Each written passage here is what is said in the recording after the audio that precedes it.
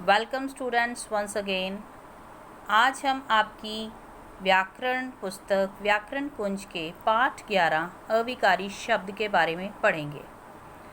जैसा कि आपने बेटा पिछले अध्यायों में पढ़ा कि संज्ञा, सर्वनाम, विशेषण और क्रिया ये विकारी शब्द होते हैं। विकारी का मतलब कि जिनके अंदर आप परिवर्तन कर सकते हैं।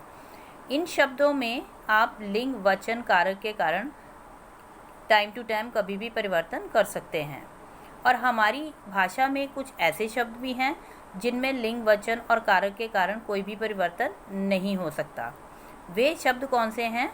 वे शब्द अविकारी या अव्यय शब्द कहलाते हैं, जैसे क्रिया विशेषण, संबंध बोधक, समुच्चय बोधक तथा विस्मयादि बोधक शब्द। तो आइए आज हम आपके अविकारी शब्द का सबसे पहला टॉपिक क्रिया विशेषण पढ़ेंगे और उसके बाद संबंध बोधक भी पढ़ेंगे। तो क्रिया विशेषण, जैसा कि आपको नाम से ही पता चल रहा है, क्रिया विशेषण का मतलब कि यानी कि ऐसे शब्द जो कि क्रिया की विशेषता बताते हैं। तो अभी पहले चित्र देखिए, आपकी बुक में जो 4 चित्र दे रखे हैं, इसमें क्या लिखा है? रमेश प्रतिदिन पढ़ता है, अनुज का घोड़ा तेज भागता है, लाला जी अधिक खाते हैं, हरियाली सर्वत्र फैली हुई है। तो आपने क्या यहाँ पे नोट किया कि जितने भी हाईलाइटेड वर्ड्स हैं उसके बाद जो क्रिया शब्द लगा है वो ये बता रहे हैं, क्रिया शब्द की विशेषता बता रहे हैं। ये जो हाईलाइटेड वर्ड्स हैं ये इन क्रिया शब्दों की विशेषता बता रहे हैं। जैसे कि आपका पहले चित्र में दे रखा है रमेश प्रतिदिन पढ़ता है, तो पढ़ने की क्रिया जो है वो कब हो रही है? प्रतिदिन हो रही है। अनुज का घोड़ा तेज़ भागता है, तो भागने की क्रिया कैसे हो रही है? तेज़ हो रही है। लाला जी अधिक खाते हैं, तो खाते हैं, लाला जी कितना खाते हैं? अधिक खाते हैं। हरियाली सर्वत्र फैली हुई है, तो हरियाली जो है वो कहाँ फैली हुई है? सर्वत्र फैली हुई है। ठीक है, कहाँ फैली हुई है? सर्वत्र फैली हुई है। तो ये जितने भी आपके हाईलाइटेड वर्ड्स हैं ये आपके जो उनके साथ क्रिया शब्द लगे हैं, पढ़ता है, भागता है, खाते हैं, हुई, फैली हुई है, ये इन सब की ये विशेषता बता रहे हैं हाईलाइटेड वर्ड्स जितने भी हैं। तो आपको इससे डेफिनेशन क्लियर होगी बेटा। तो क्रिया विशेषण की डेफिनेशन क्या दे रखी है? ऐसे शब्द जो शब्द क्रिया की विशेषता बताते हैं वे क्रिया विशेषण शब्द कहलाते हैं। क्रिया विशेषण के आगे 4 भेद होते हैं: कालवाचक क्रिया विशेषण, स्थानवाचक क्रिया विशेषण, रीतिवाचक क्रिया विशेषण और परिमाणवाचक क्रिया विशेषण। तो आइए सबसे पहले हम पढ़ते हैं कालवाचक क्रिया विशेषण, जिसको कि आप एडवर्ब ऑफ टाइम बोलते हैं। अब क्रिया के होने या करने के समय, क्रिया के होने या करने के समय की सूचना देने वाले शब्द कालवाचक क्रिया विशेषण कहलाते हैं। यानी कि ऐसे क्रिया विशेषण शब्द जो कि हमें क्रिया के होने या करने के समय के बारे में बोध कराते हैं वो हमारे कालवाचक क्रिया विशेषण शब्द कहलाते हैं। जैसे रोगी पीड़ा के कारण रात भर जागता रहा, रमेश अभी आया है, अभिक अपने मित्र के घर परसों जाएगा, स्वस्थ रहने के लिए प्रतिदिन व्यायाम करना चाहिए। तो ये जितने भी ऊपर आपके वाक्य हैं आपने देखा होगा कि इसमें जो क्रिया शब्दों से पहले जो शब्द लगे हैं रात भर और अभी, परसों, प्रतिदिन, शब्द क्रिया के होने की, कार्य की ओर संकेत कर रहे हैं। मतलब क्रिया का काम कब हो रहा है उसके होने के काल के बारे में हमें वो संकेत कर रहे हैं। अतः ये कालवाचक क्रिया विशेषण शब्द हैं। अब ये जितने भी बेटा उदाहरण हैं आपके, ये उदाहरण आपको सभी याद करने हैं। और कालवाचक क्रिया विशेषण वाक्यों की पहचान कैसे आप कर सकते हो कि इसकी जो मुख्य क्रिया होती है, इन वाक्यों में जो मुख्य क्रिया होती है उनके साथ आप कब लगाकर प्रश्न करते हो, और जो उत्तर में जो आंसर जो भी मिलता है आपको वो आपका कालवाचक क्रिया विशेषण शब्द कहलाता है। ठीक है। अब जैसे आपका ये वाक्य है रमेश परसों जाएगा। अब इसमें आप जाएगा इसकी मुख्य क्रिया है, क्रिया के साथ आप कब लगाकर प्रश्न करेंगे, रमेश कब जाएगा, तो इसका उत्तर आपको क्या मिला? परसों। तो इसका परसों शब्द जो है वो कालवाचक क्रिया विशेषण शब्द है। यानी कि परसों जो है वो समय का बोध करा रहा है कि क्रिया कब जाएगा? परसों। मतलब काम कब, क्रिया कब होगी? परसों। तो ये आपका परसों शब्द कालवाचक क्रिया विशेषण है इसमें। उसके बाद नेक्स्ट आ जाइए स्थानवाचक क्रिया विशेषण। अब स्थानवाचक क्रिया विशेषण शब्द जो होते हैं ये क्रिया के होने के स्थान या दिशा का बोध कराते हैं, यानी कि क्रिया किस स्थान पर हो रही है, किस दिशा में हो रही है, ये उसका बोध कराते हैं। और इसके एग्जाम्पल क्या हैं? तुम जाकर वहाँ बैठ जाओ, सामने देखकर चलना चाहिए, बच्चे अंदर चले गए, अब नेहा ऊपर बैठी है। अब इतने जितने भी ये वाक्य हैं इनके अंदर जितने भी हाईलाइटेड वर्ड्स आपके हैं वहाँ, अंदर, सामने तथा ऊपर शब्द जितने भी हैं ये क्रिया के स्थान या दिशा का बोध करा रहे हैं, अतः ये स्थानवाचक क्रिया विशेषण शब्द हैं। अब इसके अलावा बेटा आपके जितने भी ये स्थितिवाचक, आपको इसके भेद नहीं करने हैं, भेद आप कुछ नहीं करोगे, भेदों को आपको नहीं पूछा जाएगा एग्ज़ाम में, आपने सिर्फ इनके उदाहरणों को ही याद करना है, ठीक है।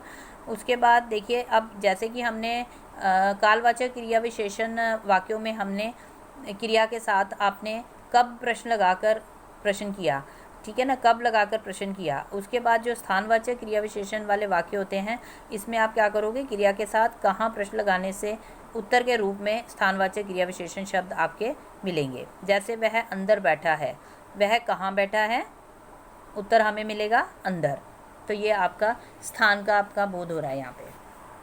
उसके बाद हमारा नेक्स्ट आता है रीतिवाचक क्रिया विशेषण। उसके बाद नेक्स्ट आपका है हमारा रीतिवाचक क्रिया विशेषण।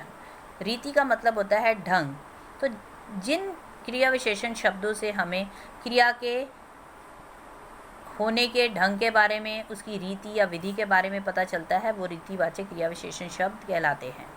फॉर एग्जाम्पल देखिए, विद्यार्थियों को ध्यानपूर्वक काम करना चाहिए, वह बिल्कुल स्वस्थ है, घायल घोड़ा धीरे धीरे चल रहा है, रमेश की तबीयत अचानक खराब हो गई। अब जितने भी ये वाक्य हैं इसमें ध्यानपूर्वक, बिल्कुल, धीरे धीरे और अचानक क्रिया के होने की रीति का विधि का बोध करा रहे हैं, अतः ये रीतिवाचक क्रिया विशेषण शब्द हैं। अब इनमें आप इस तरह के वाक्य जो होते हैं रीतिवाचक क्रिया विशेषण के वाक्यों में आप क्या करोगे, कैसे प्रश्न लगा के आप उत्तर में आपको जो भी शब्द मिलेगा वो रीतिवाचक क्रिया विशेषण आपका कहलाएगा। नेहा, जैसे फॉर एग्जांपल देखिए, नेहा अपनी सखी की बात चुपचाप सुनती रही, तो इसमें आप क्या प्रश्न लगाओगे, क्या, कैसे सुनती रही, कैसे सुनती रही, आपकी सुनती रही जो है ये क्रिया शब्द है, तो सुनती रही के साथ आप क्या कैसे शब्द कैसे लगा के प्रश्न पूछोगे, कैसे सुनती रही चुपचाप, तो उत्तर में आपको क्या शब्द मिल रहा है, चुपचाप। तो ये चुपचाप शब्द जो है वो रीतिवाचक क्रिया विशेषण है, ठीक है ना। इसी तरह आप एक और एग्जाम्पल देख लो, घायल घोड़ा धीरे धीरे चल रहा है, तो आप क्या प्रश्न लगाओगे, कैसे चल रहा है, उत्तर आपको मिल रहा है धीरे धीरे, ठीक है। तो ये भी आपका रीतिवाचक क्रिया विशेषण धीरे धीरे शब्द जो है वो रीतिवाचक क्रिया विशेषण है। उसके बाद नेक्स्ट आप देखिए परिमाणवाचक क्रिया विशेषण। जिन शब्दों से क्रिया की मात्रा या उसके परिमाण का बोध होता है, यानी जिन क्रिया विशेषण शब्दों से हमें क्रिया की मात्रा की, यानी क्रिया जो है वो कितनी मात्रा में हो रही है उसका परिमाण का बोध होता है, तो उसको हम परिमाणवाचक क्रिया विशेषण कहते हैं। जैसे देखो एग्जाम्पल क्या है, यतीन बिल्कुल थक गया है, वह बहुत कम बोलता है, वह बहुत कम बोला, उतना खाओ जितना पचा सको, वह बहुत हंसा। अब ये जितने भी वाक्य हैं इनमें जितने भी हाईलाइटेड वर्ड्स हैं आपके, बिल्कुल, जितना, उतना और बहुत, ये सारे क्रियाओं के परिमाण का बोध करा रहे हैं, यानी उनकी कितनी मात्रा है, क्रिया की मात्रा कितनी है उसका बोध करा रहे हैं, तो ये सारे परिमाणवाचक क्रिया विशेषण शब्द हैं। अब इसमें भी आप इसके भेदों को अलग से नहीं पढ़ोगे, सिर्फ इनके आप एग्जाम्पल याद कर लोगे, जितने भी आपके एग्जाम्पल हैं वो सब आपको लर्न करने हैं। अब इनमें क्या होता है, ये इनकी वाक्यों की पहचान करने के लिए आप क्या करते हो, क्रिया के साथ कितना और कितनी प्रश्न लगाने पर जो भी उत्तर आपको मिलता है वो आपका परिमाणवाचक क्रिया विशेषण होता है। फॉर एग्जाम्पल देखो, मैं अधिक दौड़ा, मैं अधिक दौड़ा। अब इसमें आप प्रश्न कैसे लगाओगे, कितना दौड़ा, क्योंकि क्रिया कौन सी है इसमें, दौड़ा, तो दौड़ा के साथ आप कितना लगा के प्रश्न लगाओगे, प्रश्न पूछोगे कितना दौड़ा, उत्तर मिलेगा अधिक, तो अधिक जो है वह आपका परिमाणवाचक क्रिया विशेषण शब्द है। उसके बाद बेटा नीचे देखिए आपका परिमाणवाचक विशेषण और परिमाणवाचक क्रिया विशेषण, इन दोनों में क्या अंतर है। आपने देखा होगा कि कुछ एग्जाम्पल्स जो हैं, कुछ शब्द ऐसे हैं जो आपकी क्रिया विशेषण और क्रिया विशेषण में दोनों में ही एक जैसे प्रयोग किया जाते हैं, जैसे कम, ज़्यादा, काफ़ी, बहुत, अधिक, ये सारे शब्द। तो जब ये शब्द क्रिया के परिमाण का बोध कराते हैं, जब ये वाले शब्द जो हैं, ये कम, ज़्यादा, काफ़ी, बहुत, ये जब क्रिया के परिमाण का बोध कराते हैं तो परिमाणवाचक क्रिया विशेषण होता है वहाँ पे। और जब यही शब्द किसी वस्तु यानी संज्ञा या सर्वनाम के मापतोल का बोध कराते हैं, जब यही शब्द जो हैं संज्ञा के मापतोल का बोध कराते हैं, तो किसी वस्तु मतलब संज्ञा या सर्वनाम के किसी मापतोल का बोध कराते हैं, तो परिमाणवाचक विशेषण बन जाते हैं वो। फॉर एग्ज़ाम्पल आप देखिए, एग्ज़ाम्पल में दे रखा है तुम कम खाना खाते हो, तुम कम खाना खाते हो। अब यहाँ पे आपने देखा कि जो कम शब्द है वो खाना जो है वो संज्ञा शब्द से पहले लगाई है, तो इसलिए यहाँ पे ये क्या है, परिमाणवाचक विशेषण है। यानी कि यहाँ पे ये संज्ञा शब्द की विशेषता बता रहा है, कम शब्द जो है वो संज्ञा शब्द खाना की विशेषता बता रहा है, तो इसलिए ये परिमाणवाचक विशेषण है। और दूसरे वाक्य में तुम कम खाओ, अब यहाँ पे जो कम शब्द है वो क्रिया से पहले लगा है, खाओ क्रिया क्या है, खाओ, तो खाओ से पहले ये कम शब्द लगा है, तो इसका मतलब ये क्रिया की विशेषता बता रहा है, ठीक है। तो इसलिए यहाँ पे ये परिमाणवाचक क्रिया विशेषण है। इसी तरह आपके बेटा ये दूसरे वाक्य भी हैं, रमेश के पास बहुत धन है। अब यहाँ पे धन जो है, धन से पहले लगा है बहुत शब्द, तो धन जो है वो आपका संज्ञा शब्द है, तो इसलिए यहाँ पे ये परिमाणवाचक विशेषण है के रूप में यूज़ हो रहा है, बहुत। और अगले वाक्य में रमेश ने बहुत खा लिया, अब यहाँ पे खा लिया जो है वो आपका क्रिया शब्द है, तो ये क्रिया शब्द की विशेषता बता रहा है। इस वाक्य में ये बहुत शब्द जो है क्रिया खा लिया की विशेषता बता रहा है, तो इसलिए ये परिमाणवाचक क्रिया विशेषण है। तो बेटा ये सब आपको क्लियर हो गया होगा। अब इसकी एक्सरसाइज देखिए। अब इसकी एक्सरसाइज जो है, इसकी एक्सरसाइज में पहला प्रश्न जो है वो MCQs का है, ठीक है। प्रश्नों के उत्तर का सही विकल्प चुनना है आपको।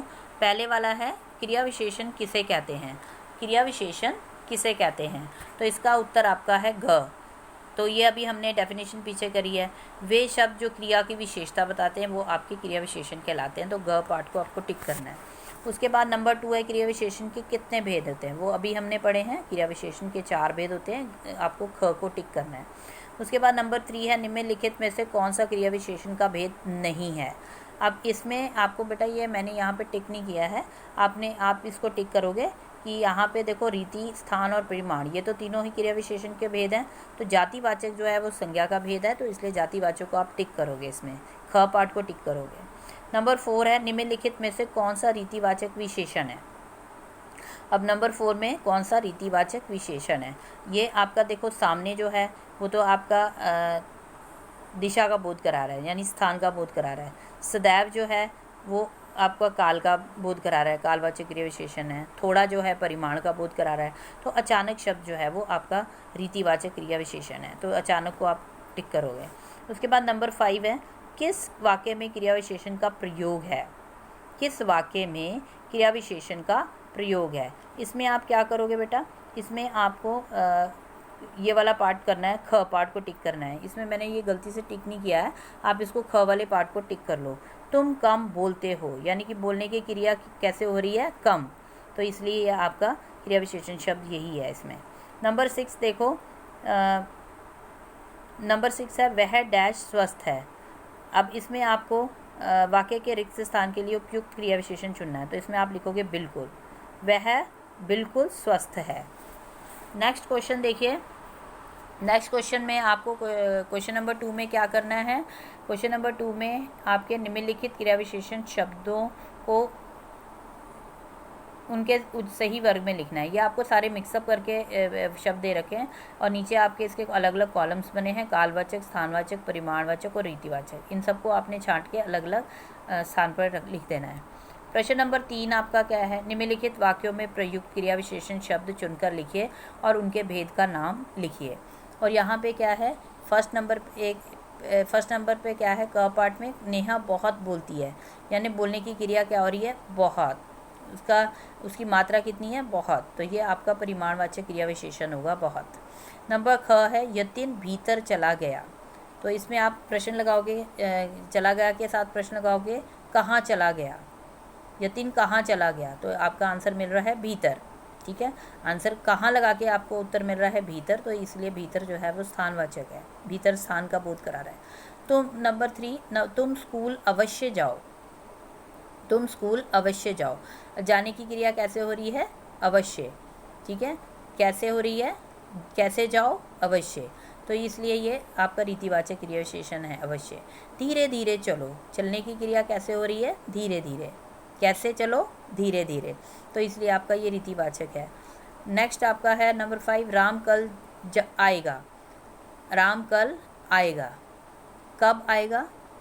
कब आएगा? कल, तो कल जो है वो आपको आप कालवाचक, काल के बारे में बोध करा रहा है, तो कालवाचक विशेषण है, क्रिया विशेषण है। उतना खाओ जितना पच जाए, अब उतना और जितना जो है वो परिणाम बता रहा है, तो परिणामवाचक क्रिया विशेषण है ये। नंबर 7, हम विद्यालय परसों जाएंगे। हम विद्यालय परसों जाएंगे, इसके साथ आप कब लगा के प्रश्न करोगे? कब जाएंगे? उत्तर मिल रहा है परसों। कब लगाने से ही उत्तर मिलेगा आपको, और कोई दूसरे वाले लगाओगे, कैसे लगाओगे, तो ये तब आपका आंसर रॉन्ग मिलेगा। तो इसलिए कब लगा के सही उत्तर मिलेगा? परसों, तो इसलिए कालवाचक है ये। शेर जोर जोर से दहाड़ रहा है, तो आप लिखोगे कैसे दहाड़ रहा है, मतलब शेर के दहाड़ने की क्रिया कैसे हो रही है? जोर जोर से, तो ये आपका रीतिवाचक है। तो आशा करती हूँ बेटा ये आपको पूरी एक्सरसाइज अब समझ आ गई होगी, इसको आप बहुत नीटली अपनी अपनी बुक्स के अंदर कर लेंगे। उसके बाद नेक्स्ट आपका हमारा टॉपिक है संबंध बोधक। संबंध बोधक, इसको इंग्लिश में पोस्ट पोजीशन कहते हैं। अब इसके 3 वाक्य देखिए क्या लिखे हैं। निम्नलिखित वाक्यों को ध्यानपूर्वक पढ़िए।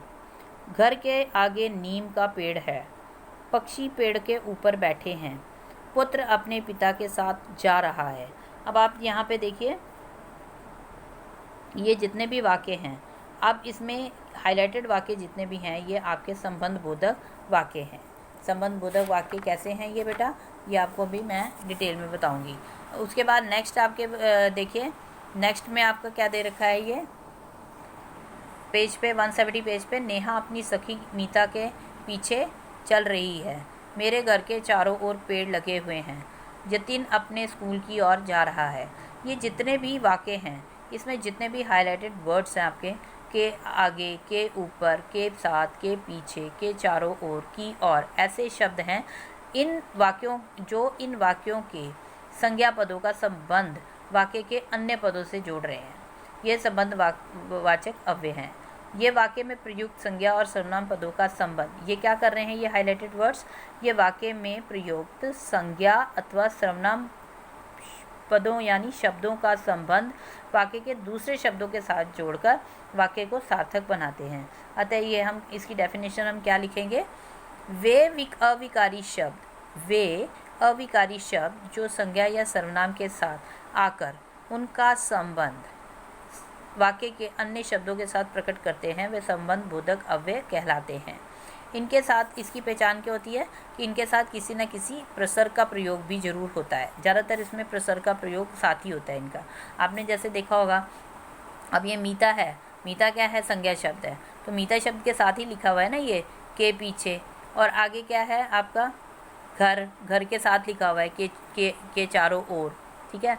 उसके बाद स्कूल, नेक्स्ट 3 से इस वाले ऊपर वाले वाक्य में क्या लिखा है, स्कूल की ओर, तो स्कूल भी आपका संज्ञा शब्द है। तो इसमें क्या है कि ये जो हैं क्या कहलाते हैं, संज्ञा सर्वनाम के साथ आकर, इसके साथ लगकर उसका संबंध वाक्य के अन्य शब्दों के साथ प्रकट करते हैं, और इनके साथ प्रसर्ग भी जरूर लगा होता है, मतलब विभक्ति चिन्ह, कारकीय चिन्ह भी लगा होता है। तो ये इसकी पहचान है। अब बेटा इसमें आपको भेद नहीं पढ़ने हैं, भेदों के सिर्फ एग्जाम्पल्स, भेदों की डेफिनेशन नहीं पढ़नी, कुछ नहीं पढ़ना आपको, सिर्फ जो इसके एग्जाम्पल्स हैं वो आपको इसको लर्न करना है। मैंने अंडरलाइन भी जो करे हुए हैं इनको भी आपको सबको लर्न करना है, ठीक है। ये सारे एग्जाम्पल्स आप एक बार अच्छे से पढ़ेंगे। उसके बाद नेक्स्ट देखिए, संबंध बोधक और क्रिया विशेषण में क्या अंतर है। अब संबंध बोधक और क्रिया विशेषण का अंतर जो है वो इसको आप ध्यान से पढ़ेंगे। अनेक ऐसे शब्द हैं जो संबंध बोधक और क्रिया विशेषण दोनों रूपों में प्रयुक्त किए जाते हैं, किंतु जब इनका प्रयोग संज्ञा या सर्वनाम के साथ किया जाता है तब ये संबंध बोधक कहलाते हैं, ठीक है ना। अभी जैसे हमने देखा कि ये जो आपका के ऊपर, के पीछे, ये संज्ञा शब्दों से के बाद लगते हैं, जब इनके साथ लगेगा तो वो संबंध बोधक कहलाएगा, और जब ये क्रिया की विशेषता का बोध कराते हैं तो क्रिया विशेषण कहलाते हैं ये, ठीक है। अब इनका डिफरेंस वाक्यों में देख लेते हैं हम। संबंध बोधक वाले वाक्य देखिए, घर के अंदर चलें। अब देखो, आप घर के साथ लगा हुआ है ना के अंदर, ये जो घर शब्द है वो संज्ञा शब्द है और उसके साथ लिखा है के अंदर, ठीक है। तो ये आपका यहाँ पे संबंध बोधक के रूप में कार्य कर रहा है। और यहाँ पे जो अंदर शब्द है वो क्रिया से पहले लगा है, चलो से पहले लगा है, तो इसलिए यहाँ पे ये क्रिया विशेषण का काम कर रहा है। नेक्स्ट में भी देखिए ऐसी है, बंदर पेड़ के ऊपर बैठा है। बंदर पेड़ के ऊपर बैठा है। अब आपने देखा कि यहाँ पे जो पेड़ है, पेड़ के साथ लगकर उसकी पेड़ के साथ लगा लिखा हुआ है ये के ऊपर। और आपकी दूसरी बेटा ये सबसे बड़ी पहचान तो ये भी है कि इसके साथ विभक्ति चिन्ह लगे होते हैं और क्रिया विशेषण में विभक्ति चिन्ह नहीं लिखे होते हैं, ठीक है। बंदर ऊपर बैठा है, कहाँ बैठा है? ऊपर बैठा है। सामने देखकर चलना चाहिए, कहाँ देखकर चलना चाहिए? सामने, ठीक है ना। तो यहाँ पे आपको उत्तर भी मिल रहा है। तो आपके दूसरी बात है इसमें विभक्ति चिन्ह नहीं है, तो ये इसलिए यहाँ पे ये वाले वाक्य आपके क्रिया विशेषण के हैं। संबंध बोधक में आपके विभक्ति चिन्ह लगा होता है। तो इसके बाद देखिए ये जितने भी एग्जाम्पल्स नीचे दे रखे हैं ना आपको, रिक्त स्थानों की पूर्ति उचित संबंध बोधक अव्यय चुनकर कीजिए। प्रश्न नंबर 3 देखिए, रिक्त स्थानों की पूर्ति उचित संबंध बोधक अव्यय चुनकर कीजिए। ये सारे आपके संबंध बोधक अव्यय दे रखे हैं और इनको आपने एक्सरसाइज के अंदर इसको फिल करना है। अब देखिए एक्सरसाइज में क्या दे रखा है, इसकी एक्सरसाइज में क्या है, नंबर 1, मेरे घर डैश एक बगीचा है। तो इसमें आप क्या भरोगे? के अंदर, मेरे घर के अंदर एक बगीचा है। नंबर ख है, पिताजी के साथ पुत्र भी घूमने गया है। नंबर 3, गर्मी के मारे मेरा बुरा हाल है। नंबर 4, विद्या के बिना जीवन व्यर्थ है। नंबर 5, बाग के अंदर पौधे लगे हैं। नंबर 6, पेट्रोल के बिना गाड़ी नहीं चलती। नंबर 7, उसका मुख चंद्रमा के समान है। नंबर 8, छत के ऊपर बहुत सारे लोग बैठे हैं। नंबर 9, यह रास्ता मेरे घर की ओर जाता है। एंड लास्ट, यात्री पेड़ के नीचे। नंबर 10 क्या है? यात्री पेड़ के नीचे बैठा है। तो ये थे आपके सारे फिलअप जो आपने कर दिए सारे अलग अलग। और नंबर 4 पे देखिए अब क्या है, नंबर 4 का क्वेश्चन है, निम्नलिखित वाक्यों में से संबंध बोधक अव्यय छांट कर लिखिए। अब इसमें आपने ये छांटने जो देखिए कैसे है, दोनों बहनें का नंबर पे क्या है, दोनों बहनें आमने सामने खड़ी हो गई। तो आमने सामने जो है ये क्या है, संबंध बोधक, ठीक है। उसके बाद गर्मी के मारे मेरा बुरा हाल है, गर्मी के मारे मेरा बुरा हाल है। तो आपने क्या लिखा, के मारे को अंडरलाइन कर देंगे आप। ईश्वर सर्वत्र व्याप्त है, ईश्वर सर्वत्र व्याप्त है। इसमें आपका कौन सा आएगा, ये भी आपका सर्वत्र को आप अंडरलाइन करोगे, ठीक है। उसके बाद वे भीतर सुरंग के भीतर दूर तक चले गए, सुरंग के भीतर दूर तक चले गए। के भीतर सभी यात्री नाव सहित नदी में डूब गए। सहित कानून के विरुद्ध तुम नहीं जा सकते। के विरुद्ध नदी के निकट सुंदर बगीचा है। के निकट रमेश अस्पताल की ओर जा रहा है। की ओर के बालक के पीछे एक कुत्ता दौड़ रहा है। के पीछे तुम्हारे पुत्र के समान कोई और आज्ञाकारी नहीं है। इसमें आप के समान को अंडरलाइन करेंगे। तो बेटा ये थे आपके सारे संबंध बोधक वाले आपने जो अंडरलाइन करे। तो ये एक्सरसाइज आपकी होगी कंप्लीट और बाकी के हम अगले 3 टॉपिक जो हैं वो कल के मॉड्यूल में हम इनको लेंगे, अगले वाले मॉड्यूल में हम इनको करेंगे, ठीक है। धन्यवाद।